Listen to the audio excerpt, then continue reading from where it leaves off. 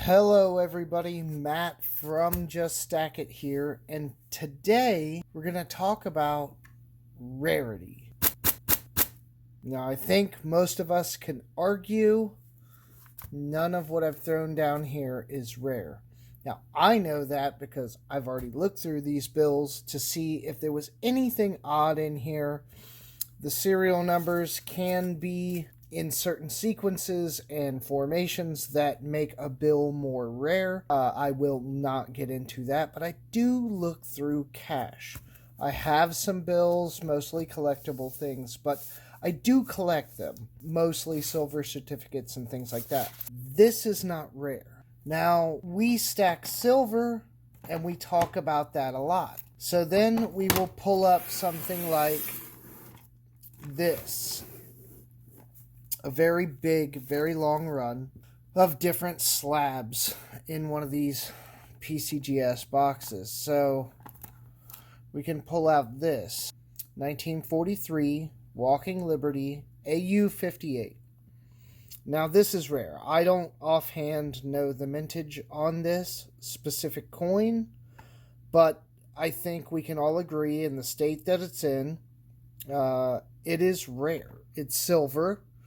But how rare is debatable. I don't know what the run is, but I bet we can find them. And I know from the grade that we can find ones better than that specific coin. Then you have other things. I'll pull out here. Here's a proof 67 quarter.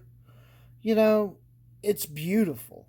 It's gorgeous. I love this coin. The light is not being kind to it right there. It's a beautiful coin. And we like them, right? But, you know, something like this, proof rosy dime, you know, it's nice. It's silver, but it's not that rare. And then we get into something like this. This is a 1916D Mercury dime in an AG3.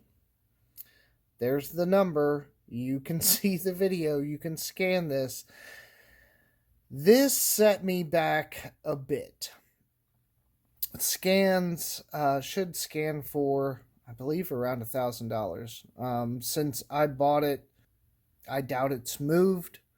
But the mintage on these is 264,000. And who knows how many the D on the back, right there, that little guy, that little mark makes all the difference between a regular dime and one that is this special and this expensive.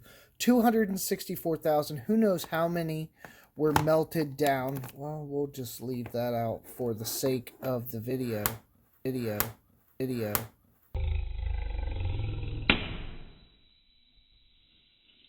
And we cannot frame it properly. Who knows how many of these were melted down, not even by accident. I'm going to go ahead and say on purpose, by different smelters. They were just melting things by the bag load. I would imagine, I would like to think that none got melted in the 80s, but it's not impossible. If somebody doesn't know what they have, that could have been melted. So this is probably worth more, than everything in this box. Probably. And for sure, it's worth more than all of that cash laying there.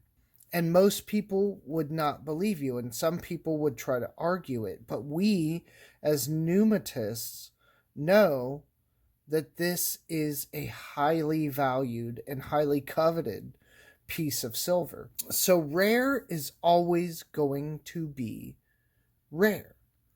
That's just it. If something is extremely limited, now there are some small exceptions. There was a bank find of, I want to say it was some Morgans. This came out, you know, I forget. I think it was sometime in the 80s. And it did tank the market for some of those coins that had previously been worth more. But I think we're far enough into a lot of things now where we know there's no stockpile of Merc Dimes coming out.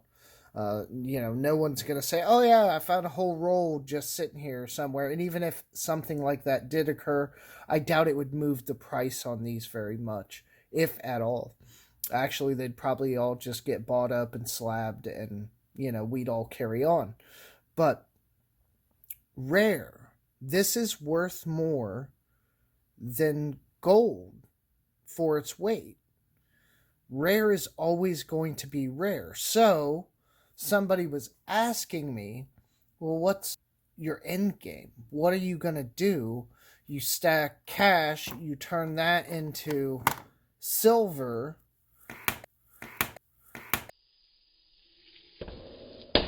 and man, I cannot win. You turn that into silver, then what? Then you buy gold. I don't have any gold out here for the sake of this video, but then you buy gold, and even that at some point starts to get heavy. Then you start buying stuff like this. Then you start being the guys that you see on heritage auctions paying $16,000 for an old note that is the finest of its kind known. You just buy more rare stuff. So cash, you may start stacking silver. Eventually, at some point, all of us move some portion of this into gold. Then, at some point, you begin to focus on the rarity.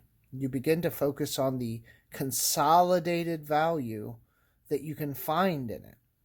And assuming that you can keep these things safe and, in good shape, you're going to do very well. This, my friends, is only going to increase in value. There is not going to be a tanking of the 1916D Merc Dime market ever. Now, do I have the best specimen? No, but I have an arguably nice one. That's what the AG stands for.